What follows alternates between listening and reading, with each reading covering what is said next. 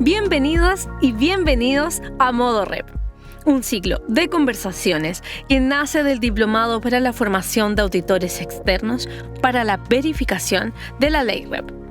Esta es una iniciativa desarrollada por la Universidad Católica de Temuco, Talento Futuro y financiada por Corfo. En este espacio conoceremos detalles, desafíos y oportunidades que plantea la implementación de la Ley Rep junto a especialistas y profesionales del área. Comencemos. Hola a todas y todos y muy bienvenidos a un nuevo episodio de Modo Rep, un tema clave para el futuro de nuestro planeta donde conectamos el conocimiento de la academia con la comunidad y profundizamos en los alcances de esta ley de responsabilidad extendida del productor y por qué es necesaria en nuestro país. Para profundizar este tema nos acompaña Marcela Ulloa Inostroza, magíster en gestión integrada en medio ambiente, riesgos laborales y responsabilidad social, especializada en economía circular, que es el tema que hoy abordaremos. Muy bienvenida, ¿cómo estás, Marcela? Bien, muchas gracias, Adriana. ¿Cómo vamos a ir enfrentándonos a este tema de la economía circular? Que quizás la conocemos hace mucho tiempo, pero a veces pareciera como que no la hemos adoptado tanto como se esperaba. Y en el fondo, ¿por qué fue necesaria esta ley REP en Chile? Así que ese es el punto por el cual empezamos. La ley REP apareció el año 2016 como ley. Y antes de esta ley, la responsabilidad en general de la mantención o de la gestión de los residuos era por parte de los municipios. Y por ende, nosotros como ciudadanos pagábamos por el retiro de estos residuos a través de los impuestos, las contribuciones que le llaman. Uh-huh. En Chile, para que tengas estadística, en Chile nosotros generamos alrededor de 1,25 kilos de residuos al día por persona. Y según la estadística que tenía el Ministerio de Medio Ambiente antes del 2016, antes que se estableciera esta ley, solo el 10% de los residuos que llegaban a los vertederos o los rellenos sanitarios se reciclaba, que es una tasa muy baja. Muy baja. Y las personas, los ciudadanos, solo reciclaban el 17%. Imagínate, de la población de Chile, solo el 17% reciclaba los residuos. Muy poco también para el consumo que nosotros tenemos actualmente. Uh-huh. Y estos residuos, como te decía antes, llegaban justamente a vertederos o a rellenos sanitarios, perdiéndose la posibilidad de poder valorizar estos residuos y perdiendo materiales valiosos que tenemos. Recordemos que tenemos un planeta que es finito y no tenemos más planeta para buscar recursos. Claro. ¿Ah? Uh-huh. Entonces, Ahora, ¿qué vio la ley ahí? Perdón, la ley vio una oportunidad para disminuir la cantidad de residuos que generaba el país y que no valorizábamos y de esa manera proteger la salud y el medio ambiente. Eso es un poco la antesala de la ley. y ahora, esta ley es relativamente nueva. Tuvimos ahí un periodo de pandemia que modificó un poquito las cosas o pudo retrasarla. ¿Por qué crees tú que en el fondo había un tan bajo porcentaje de gente que en el fondo tenía esta acción de reciclar? Y si desde que comenzó esta ley y esta concientización de la población ha ido aumentando esta cifra. Sí, mira, la ley, como te decía antes, apareció el 2016 y el primer reglamento apareció recién el año 2022. Justamente por el tema de la pandemia se retrasó esta linealidad que estábamos esperando en la ley. Y lamentablemente sí ha aumentado la cantidad de personas que reciclan actualmente, pero no hemos llegado a las metas que se esperaban, justamente porque hay un desconocimiento y tampoco hay motivación por parte de la ciudadanía de hacer reciclaje. Entonces ahí tenemos un inconveniente con que la ley no es tan bien conocida por los ciudadanos. Claro, quizás falta también un poco más de concientización y educación, en el fondo, hablando desde la educación primaria, en los hogares, que se pueda masificar esta idea de la necesidad del reciclaje y de qué es reciclable y qué no.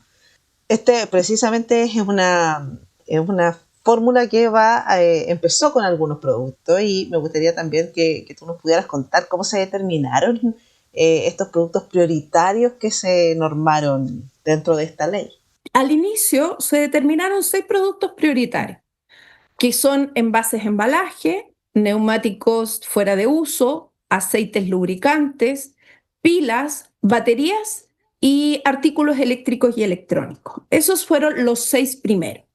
El año pasado, en octubre del 2025, se agregó uno más, que son textiles.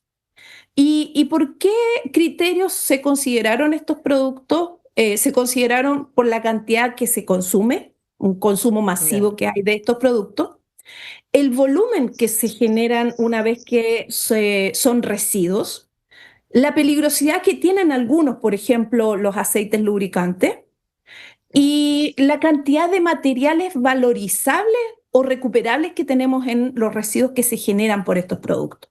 Entonces, eso fue lo que vio en este caso la autoridad, que determinó estos 6 productos y más el de textiles que se nos agregó. Un ejemplo, como te decía, en el caso de los neumáticos, la disposición final de estos es muy complicada porque no se degradan. Si tú los ves en la calle, pueden pasar años y los vas a seguir viendo de la misma manera. Entonces generan un gran impacto ambiental en toda nuestra comunidad. No, y Entonces, cuando se queman por temas de incendio en acumulaciones, el daño también es peor todavía por lo que se inhala, ¿verdad? Exactamente, las emisiones gaseosas ahí son más importantes justamente por los residuos que se generan, por las emisiones atmosféricas que se generan, que normalmente es el material particulado y las dioxinas y los furanos que podemos tener.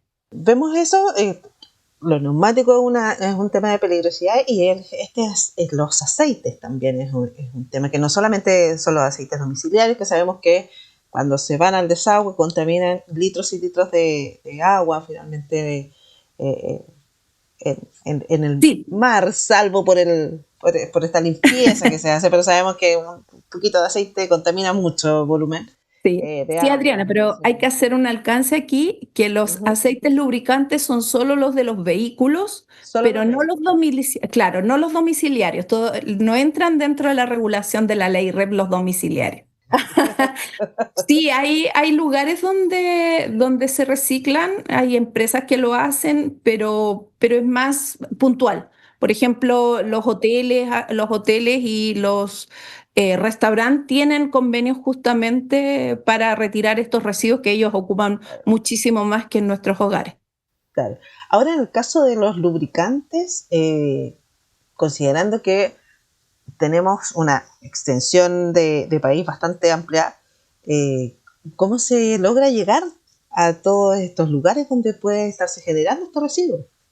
Ese es un gran desafío de la ley, justamente, porque hay que crear valorizadores o gestores de residuos que puedan hacer la logística justamente para poder llegar a todos estos lugares donde tenemos estos tipos de residuos y tener los lugares de acopio adecuados, cumpliendo las normativas, porque como son residuos peligrosos, pueden contaminar, al caer al suelo, pueden contaminar el agua. Entonces es sumamente importante, y justamente la cadena logística ahí es sumamente desafiante por el tipo de país que tenemos.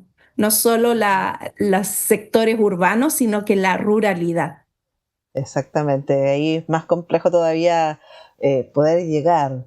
Ahora, estamos viendo que siempre lo considerábamos como estos residuos era simplemente basura, pero estamos viendo que también pueden pasar a ser recursos. Si nos explicas ahí un poquito más cómo estos residuos pasan a ser recursos. Mira, actualmente nuestra economía es lineal. ¿Qué significa? Extraemos recursos desde la naturaleza, ¿ya? De luego utilizamos estos recursos o materias primas que le llamamos para producir. Y esto los comercializamos, nosotros como consumidores los compramos, y una vez que no nos sirven, los botamos o los desechamos. Disposición final. Pero en estos recursos, en estos residuos hay muchos recursos. ¿Por qué? Por ejemplo, en los neumáticos tenemos que podemos convertirlo en combustible alternativo. Por ejemplo, en vez de tener petróleo extraído directamente desde el petróleo, el querosén que le llamamos, podemos hacerlo desde los residuos de neumáticos. Podemos hacer combustible. Entonces, allí tenemos una gran oferta de materiales que desechábamos y los podemos utilizar como materias primas en vez de materias primas vírgenes. ¿Mm? Para lo que es residuo de una empresa, podría ser materia prima para otra. Oh, yo me estaba imaginando cómo sería, si saldría más barato el combustible. Lamentablemente, puede que los procesos al inicio sean un poco más caros porque el tema de colocar tecnología Claro. al servicio de esto, por ejemplo, cerca en Penco tenemos una planta de combustible de, ¿cómo se llama? De neumáticos, justamente, Ujú. y se puede reemplazar por el querosén. Así que ya está empezando el mercado a moverse a través de los residuos. Otro ejemplo que te puedo dar para determinar que estos residuos sirven, por ejemplo, las botellas PET que nosotros botamos, las de Ujú. bebida en general, que son parte de envases y embalaje, se pueden reciclar para elaborar nuevas botellas y no utilizar petróleo virgen. O Ujú. también puedes hilarlas y hacer textiles para fabricar ropa. La ropa no es de tan buena calidad, pero por ejemplo para ropa deportiva es buena que uno necesita que se seque rápido y todas esas Claro, cosas. ¿Mm? claro. Pero esos son algunos ejemplos. ¿Y tú crees, Marcela, que en algún momento, yo recuerdo, no quiero que se caiga el carnet, pero estoy segura que muchos de quienes nos están oyendo también recordarán, que antes inclusive hasta la leche venía en botellas de vidrio, Sí. ¿ya? Y teníamos las botellas que eran retornables para todo lo que eran las bebidas. Hoy en día se ven muy pocas, casi todo es reciclable. O sea, perdón, casi todo es desechable. Y mi pregunta va un poquito a saber, ¿qué nos conviene más? ¿Seguir manteniendo, por ejemplo, la producción desechable en este momento y reutilizarla? ¿O nos convendría también volver como a este espacio de materialidad que no era tan desechable? Mira, ahí hay varias oportunidades de negocio, como diríamos. Eh, Tenemos que mirar, como dices tú, cuál es la valorización, qué me conviene más en efectos ambientales, en efectos de salud a las personas y también pensar en la cantidad de recursos que tenemos en el planeta. Como te decía anteriormente, lamentablemente estamos consumiendo como si tuviéramos tres planetas. Y va a llegar un momento en que no vamos a tener recursos, por tanto, hay que considerar los residuos como nuestras futuras materias primas.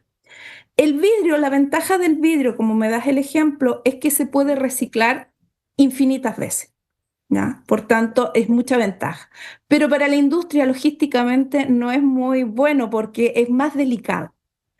Pero si hacemos envases plásticos que consideren el ecodiseño dentro de su concepto, podríamos mejorar bastante el no tener tantos residuos. Cuando hablamos del ecodiseño, por ejemplo, hay botellas plásticas que tienen un porcentaje menor de plástico y se degradan más rápido. O a lo mejor cambiar a cartón, entre comillas, un cartón con ciertas características que pueda ser capaz de contener líquidos. O incluso, no sé si has visto que en algunas cafeterías hay estos envases de galletas para tomar café.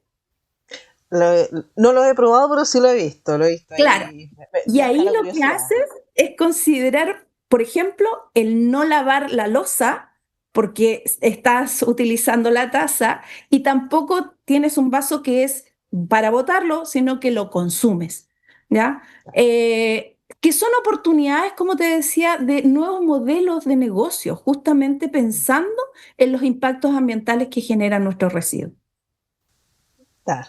Ahí hay una opción. Estaba recordando que es muy habitual en los servicentros, cuando uno viaja, el café y generalmente se va quedando como un residuo más, pero se supone que también deberíamos lavarlo, y en el fondo ellos tienen ahí de repente para desecharlo por separado las tapas que son plásticas más el vaso, pero tampoco está la opción, por ejemplo, de lavar ese envase antes de eliminarlo. Claro. Uno cuando empieza a pensar en los pequeños detalles, te das cuenta que la logística también es importante en esto y cómo se hace.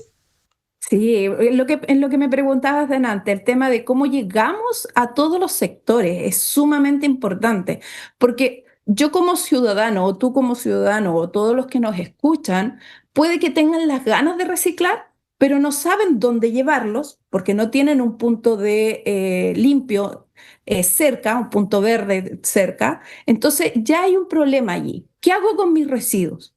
Actualmente con la ley REP tenemos algunos sectores cubiertos con el retiro puerta a puerta. ¿Ya? Hay sistemas de gestión que ya están con este sistema de ir, no es que te vayan a golpear la puerta, sino que tú tienes que dejar el contenedor que ellos te entregaron, que en este caso no voy a decir la empresa para no hacerle promoción, pero dejan un saco amarillo donde tú puedes dejar envases y embalajes plásticos, de cartón, cartón para líquidos y vidrio y lo retiran un día a la semana. Y ellos tienen una planificación que les han enseñado a la comunidad. No todos los sectores o comunas lo tienen actualmente, pero poco a poco se está empezando a aumentar. Y eso es justamente parte de la ley REP. Ahí en el fondo se está comenzando con algo. Estaba recordando que una amiga que vive en otro país, en Europa, incluso les entregaban un pequeño canister o una cajita, en el fondo, que era para los residuos orgánicos. Exactamente, esa es la idea de que nos retiren los residuos segregados desde nuestros hogares, es decir, separados, que tú en tu casa tengas tu contenedor para envases y embalaje, artículos eléctricos y electrónicos, estoy pensando en el futuro. Otro envase para a lo mejor si haces los cambios de aceite en tu hogar. Entonces, la ley va hacia allá que nosotros nos hagamos responsables de los residuos en nuestros hogares y los separemos y los entreguemos a las empresas correspondientes de forma separada, para que a ellos les cueste menos hacer el reciclaje.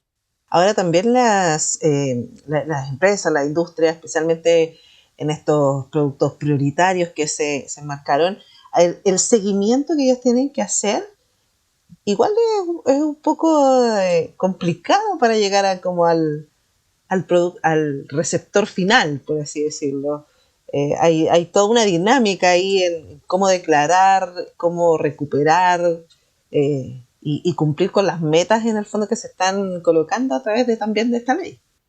Nuevamente, es un desafío para todo este sistema, partiendo de los productores de productos prioritarios, que son los que tienen que cumplir las metas, justamente porque antes ellos vendían y el residuo que se generaba era problema de otro, ¿ya? De los municipios. Pero ahora ellos tienen que hacerse cargo y ahí está el gran desafío, vuelvo a repetir, de las empresas de poder generar estas instancias para que nosotros como ciudadanos entremos a la cadena de este ecosistema. Porque nosotros los ciudadanos somos sumamente importantes en los que tenemos que reciclar, tenemos que separar los residuos porque si no difícilmente les van a llegar a las metas. Y no es por un tema de que, ay, solo voy a cuidar el medio ambiente, a mí no me interesa como ciudadano, sino que es un tema de cuidar el planeta. Tenemos que verlo más allá solamente de nuestra visión de horizonte hasta aquí nada más, Claro. sino que pensar en el planeta y qué le estamos dejando a las generaciones futuras. O sea, si pensamos que ya se están encontrando micropartículas plásticas en el agua, no parece tan alentador lo que podemos dejarle a las futuras generaciones, en realidad. Exactamente. Sí. Está complejo el panorama. Bueno, pero estas leyes son las que nos vienen a ayudar un poco a regular estos temas, a mejorar el ambiente que tenemos actualmente. Es sumamente importante el trabajo que puedan hacer los municipios. Sabemos siempre que los recursos son un poco escasos en la mayor parte de los municipios. ¿Cómo ves tú el trabajo, el aporte que se está realizando, este trabajo conjunto y la disponibilidad en el fondo para poder participar de esta economía circular? Bueno, aquí con esta ley se le alivianaron, por así decirlo, un poco el tema de que los residuos en los domicilios eran responsabilidad municipal.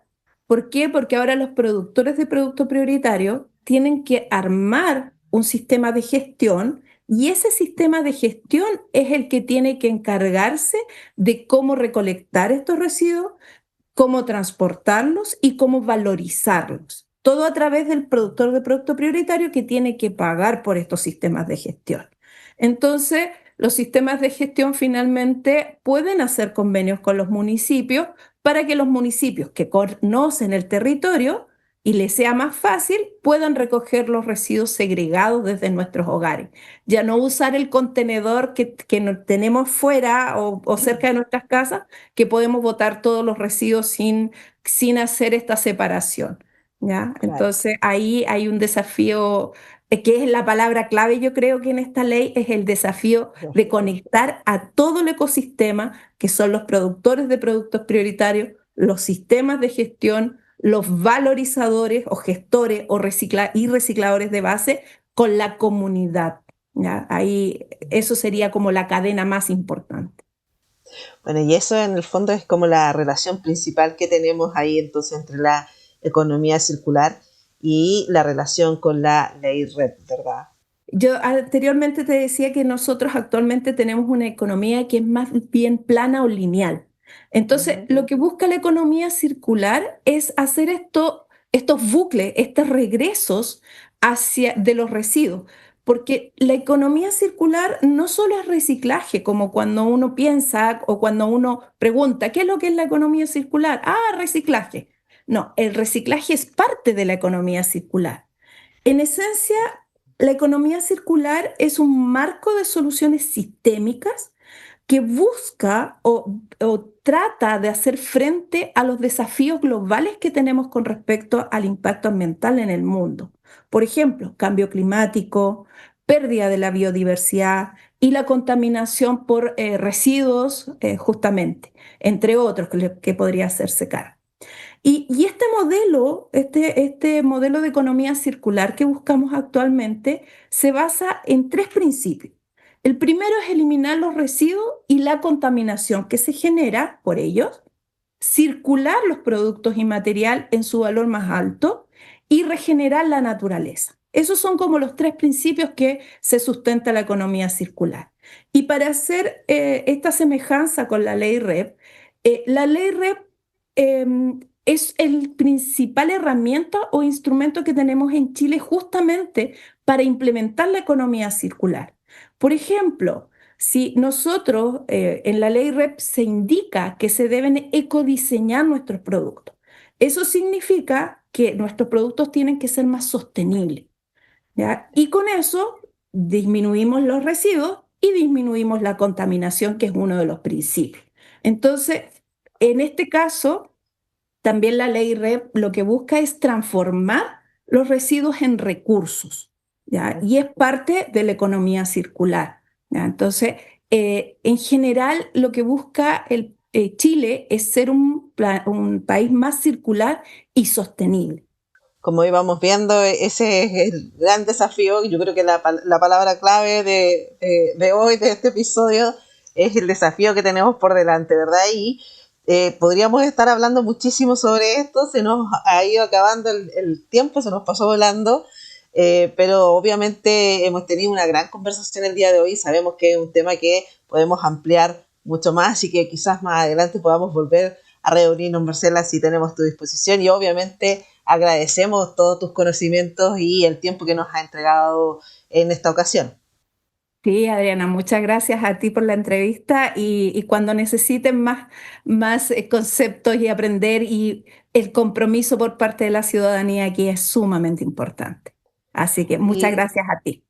y vamos a cobrar eso cuando necesitemos nuevamente seguir abordando este tema, porque de verdad que es muy, muy interesante. Y a quienes nos escuchan desde el móvil, desde el auto, en el trabajo, desde la casa, les damos infinitas gracias por conectarse y los invitamos a compartir también este episodio con amigos, con colegas, con la familia, para que todos podamos entrar en este modo REP. Así que nos vemos en un próximo episodio para seguir transformando ideas en acciones.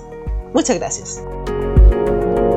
Has escuchado Modo REP, proyecto desarrollado por la Universidad Católica de Temuco, Talento Futuro y financiada por Corfo.